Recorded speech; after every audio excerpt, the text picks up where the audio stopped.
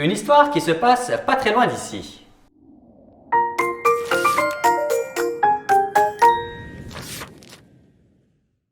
Voici un livre écrit par Patricia St. John, un auteur très connu qui a publié de nombreux livres, et ce livre, Trésor de la neige, a été publié pour la première fois dans les années 1950.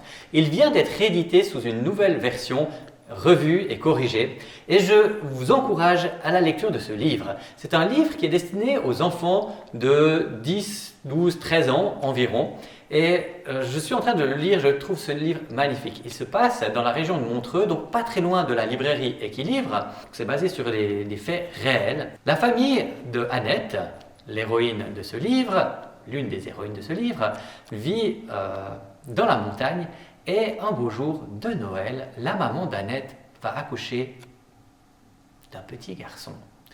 Malheureusement, au moment de l'accouchement, elle va mourir.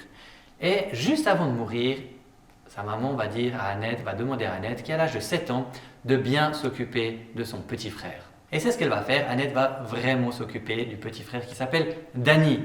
Danny est un gentil garçon et elle prend soin de lui. Alors pour pouvoir bien s'en occuper, elle renonce à aller à l'école. Et oui, à l'époque c'était possible, aujourd'hui c'est plus possible.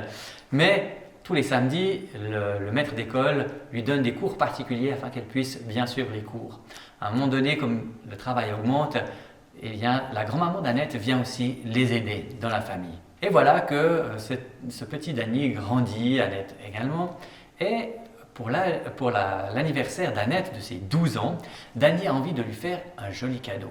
Il décide d'aller lui cueillir un magnifique bouquet dans la forêt. Alors il s'en va et il ramasse toutes ces belles fleurs. À un moment donné, le voisin, un jeune garçon qui s'appelle Lucien, rencontre Danny. Et ils s'entendent pas très bien. Danny est un gentil garçon, mais Lucien, alors lui, il n'est pas très apprécié par tous les autres garçons et filles de la classe et du village. Alors Lucien, voyant Danny, il dit « Ah, voilà, il veut faire un cadeau pour Annette ». Il lui arrache les fleurs et il commence un petit peu à embêter notre pauvre petit Danny. Danny a aussi un petit chat qu'il aime et le petit chat de Danny était avec lui dans la forêt. Alors, que se passe-t-il? Notre Lucien prend le chat et il le présente au bord du ravin et il dit à Danny viens ici, autrement je vais le lâcher. Bien sûr, il n'allait pas le faire. Mais quand Danny a entendu ça, il a couru vers Lucien et Lucien a eu peur, il lâche et le petit chat tombe dans le ravin. Alors quel drame! Danny est dans tous ses états et il veut récupérer son chat. Alors il se penche et voilà qu'il tombe également dans le ravin.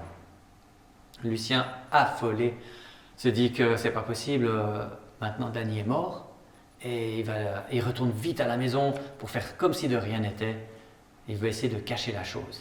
Bien sûr, vous verrez avec tous les péripéties dans ce livre que ce n'est pas possible. Ils vont à la recherche de notre pauvre Danny pour retrouver son corps. Et en allant, eh bien, ils se rendent compte que Danny est encore vivant. Il est blessé, mais vivant. Ils arrivent à ramener Danny jusqu'à la maison, puis l'emmener jusque chez le médecin pour le sculpter et voir qu'est-ce qui peut être fait pour le rétablir. Bien sûr, tout le monde au village apprend l'histoire du pauvre petit Danny. Et tout le monde en veut à notre ami Lucien. Lucien se retrouve seul, il n'a plus d'amis. Dans cette situation, il va s'isoler de plus en plus, il va aller dans la forêt, il va construire des petits objets en bois. C'est là qu'il fera la rencontre d'un homme qui habite dans un chalet tout en haut de la montagne. Ils vont se lier d'amitié. Et si vous voulez savoir la suite de cette histoire, eh bien, je vous encourage à la lire parce que moi, je n'ai pas encore fini et j'attends aussi la suite qui a l'air vraiment intéressante. Alors, à vous de jouer. Trésor de la neige, un livre écrit par Patricia St. John qui vient d'être réédité fin 2021 par les éditions Omega. Je vous en souhaite une bonne lecture.